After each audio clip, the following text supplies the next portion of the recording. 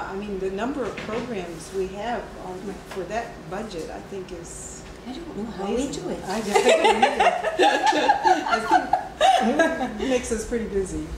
But yeah, there's so many programs that. But so many of the fellows really do give back in terms of their sweat equity, organizing readings with us. I mean, just this summer alone, we're going to have a reading in Atlanta, and that's organized by Leah Hooper. We're going to the Baltimore Book Fair, that's organized by Reggie Harris.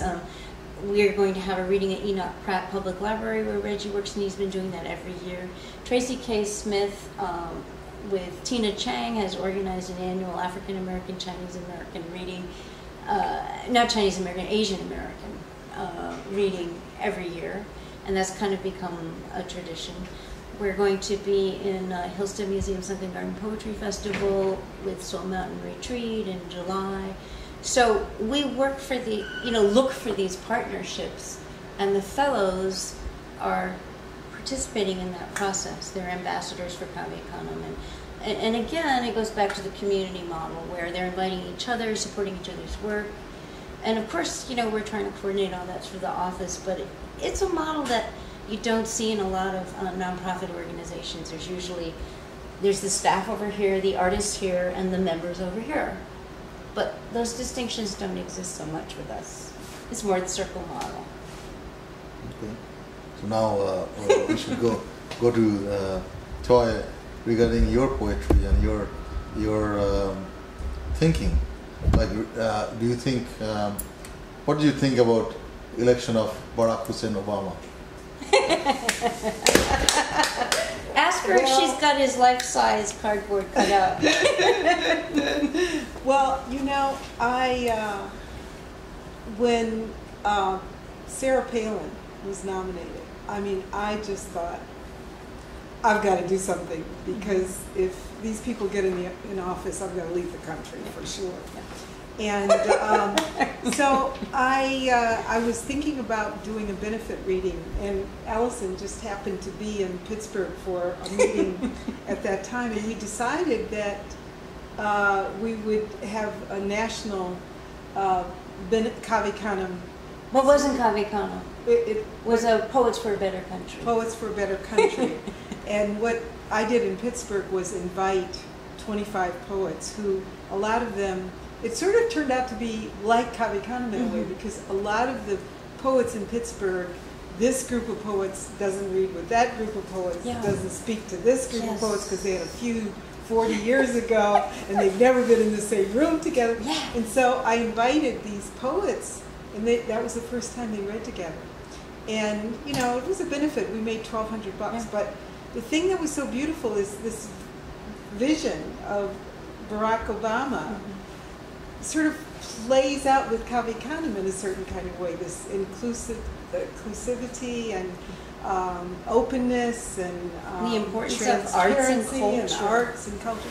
And so it was lovely. Some of the people who hadn't seen each other for years were hugging each other. And, oh, man, I wish you'd videotape that. It was lovely. So it was very meaningful to me.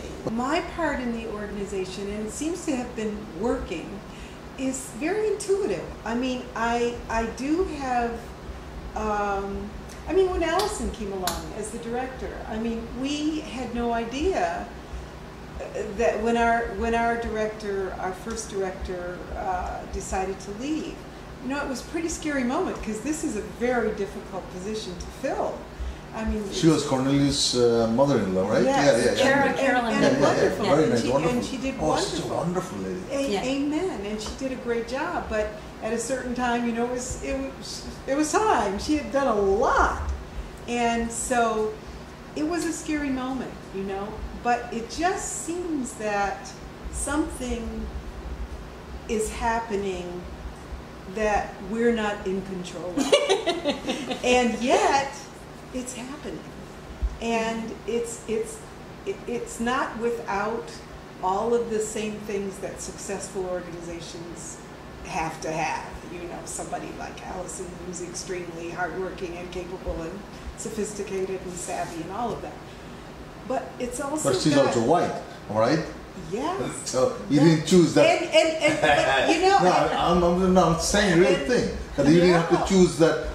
Canem is for African American. You have to get another African American person. And as a matter of fact, I think this is part of the Barack thing too. Exactly. That you use what you need, what fits. We're not making the laws about who can help Canem.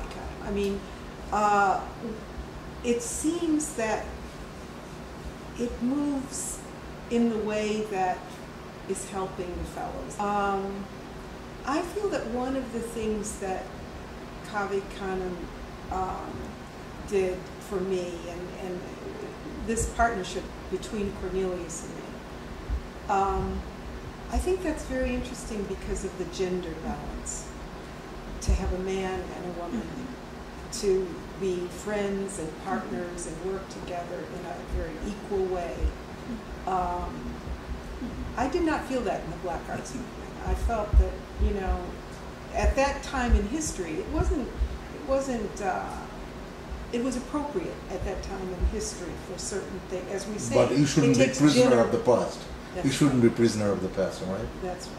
And like I think yesterday, Barack said that. I was going to ask you. It's wonderful. It's wonderful. Right? That's appropriate to bring in, exactly. And I think at that time, the concern was that not until black men, were economically stable could the family have solidity. And that's where that would be the basis of the stable black family in our society. So that's how it was, that was the idea. And in Canem is a different time, and gender issues don't really come up in a certain kind of way. They're not, the economy has changed in some way. It hasn't changed, but that has changed.